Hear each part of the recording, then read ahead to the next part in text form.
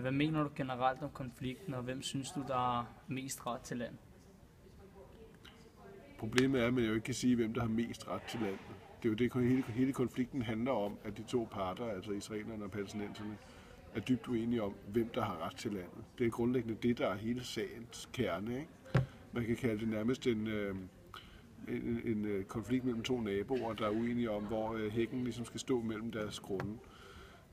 Så hvis jeg begyndte at sige, at den ene part har mere ret end den anden, så vil det straks gå galt. Jeg mener ikke, at nogen af parterne har mere ret end den anden. Jeg mener, at begge parter har ret i, at de har ret til et stykke af det land. Og så må de jo for helvede til at blive enige om, hvor hækken skal stå. Ja. Okay. Hvorfor tror du, at konflikten stadig kører mellem de to parter? Konflikten kører stadig mellem de to parter, fordi de ikke kan blive enige. Det er jo meget underligt, kan man sige, ikke? Fordi det er så konkret. Ikke? Altså, hvor skal grænsen præcis være mellem en stat og mellem den israelske stat? Hvor mange af bosættelserne skal blive liggende, og hvor mange skal Israel opgive? Hvor meget skal man dele i Jerusalem? Det er sådan nogle meget konkrete spørgsmål, tænker man, det må de da kunne forhandle sig frem til, men det kan de simpelthen ikke, og derfor kører konflikten bare stadigvæk. Og spørgsmålet er, om de nogensinde kan få alle deres ønsker opfyldt. Og før den dag, hvor begge parter siger, at vi bliver aldrig enige om det her, med mindre vi virkelig, virkelig drosler ned på, hvad vi forestiller os skal være løsninger, og hvor mange af vores egne ønsker vi får opfyldt, så bliver det heller ikke løst. Har du selv oplevet konflikten, og hvordan har den i så fald påvirket dig eller din familie eventuelt?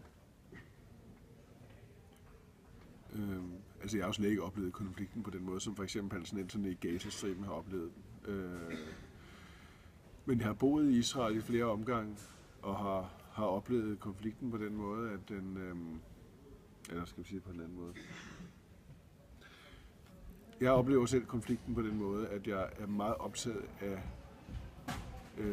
af begge parters ret til at eksistere i fred, og på en måde, som får deres håb og drømme om frihed og sikkerhed opfyldt. Og jeg har boet dernede i mange omgange, og er personligt og følelsesmæssigt meget involveret i det, fordi jeg synes, det er så vigtigt og væsentligt. Og jeg kan se, hvis man skal se på min egen sådan baggrund, og fordi jeg har boet i Israel og ikke i de palæstinensiske områder, så er jeg voldsomt optaget af, at Israel fortsat kan være et veludviklet og stærkt demokrati, og det kan man ikke, hvis man besætter et andet folk. Så længe Israel fortsætter den besættelse, så kan Israel heller ikke udvikle sig fuldstændig som et rigtigt demokratisk land. Så det er sådan, jeg ser det. Hvordan ser du så på USA's rolle i konflikten?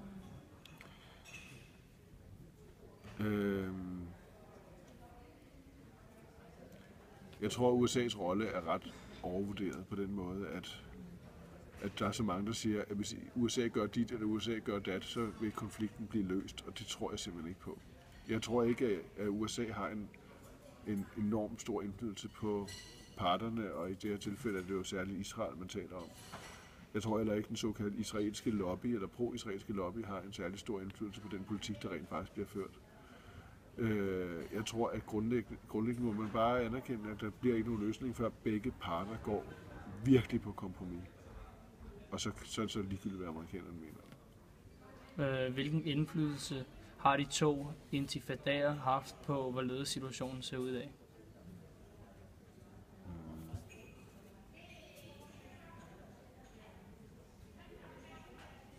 Det er jo så lang tid siden, de to intifadaer har været der. Ja. Det ved jeg ikke rigtigt. Det synes jeg ikke er så relevant, egentlig. Det kan vi godt springe over. Kan vi ikke springe det over? Ja. Altså den sidste var jo i år 2000, ikke? Det er jo 14 år siden. Ja. Hvad mener du om Oslo-aftalen, og hvad har den gjort ved konflikten? Oslo-aftalen var jo fuldstændig fantastisk på den måde. Det var første gang, at palæstinenserne og israelerne faktisk satte sig ned og forhandlede om det her. Og satte sig ned og anerkendte, at der er en modpart, som rent faktisk har nogle drømme og ønsker og interesser og forestillinger om, hvordan man kan løse den her konflikt, som rent faktisk er okay og legitime og noget, man bliver nødt til at forhandle med. Eller forhandle om. Altså hele tanken om, at hvis man ikke taler og forhandler med sin fjende, så får man jo aldrig fred. Det blev ligesom stadfæstet med Oslo-aftalen. Der var desværre så mange parter på begge sider, der modarbejdede de fredsforhandlinger, at det løb af sporet. Men grundlæggende så er Oslo-forhandlingerne og Oslo-aftalerne hele kernen i, hvordan man løser det her helvedes problem mellem israelerne og palæstinenserne.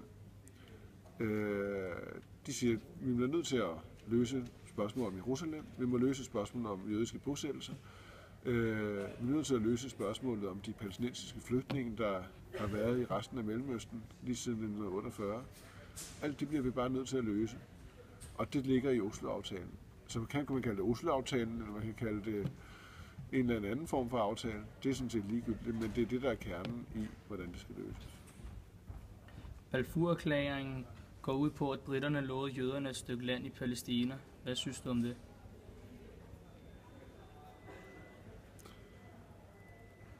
Jeg synes, du skal stille spørgsmålet anderledes.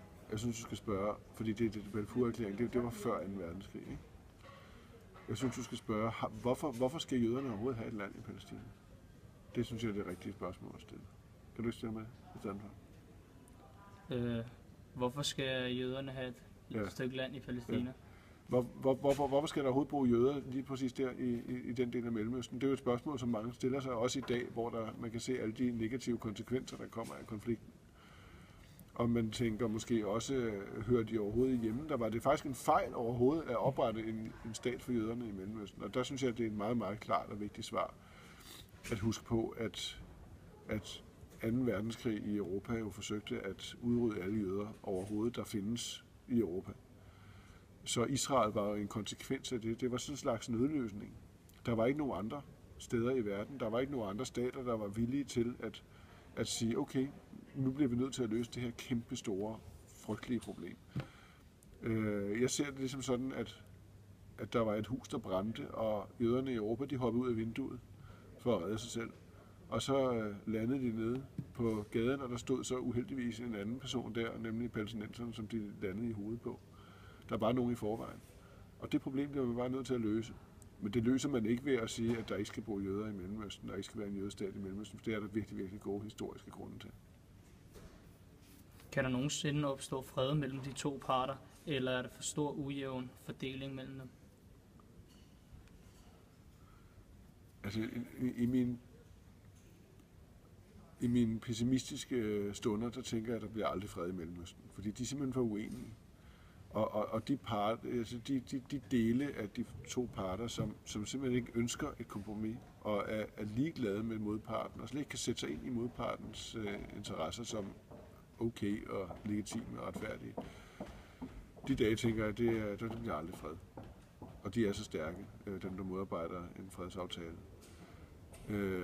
Men oftest så er det jo sådan, at politiske konflikter om noget så konkret som et stykke land, de varer jo sjældent for evigt.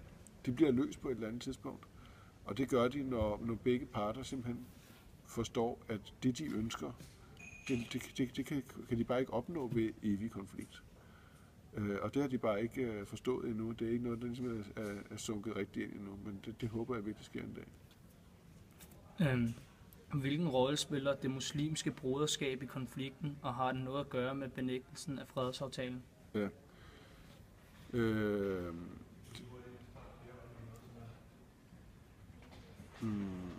Hej. Det muslimske broderskab, det mener I Hamas i Gaza, eller hvad? Fordi det muslimske broderskab, det er jo i Egypten, de er stærke, ikke? Jo. Så det kunne måske godt være Hamas, I tænker på. Måske skal du hellere spørge, hvilken rolle spiller de religiøse islamister for konflikten? Hvilken rolle spiller de religiøse islamister i konflikten? Ja.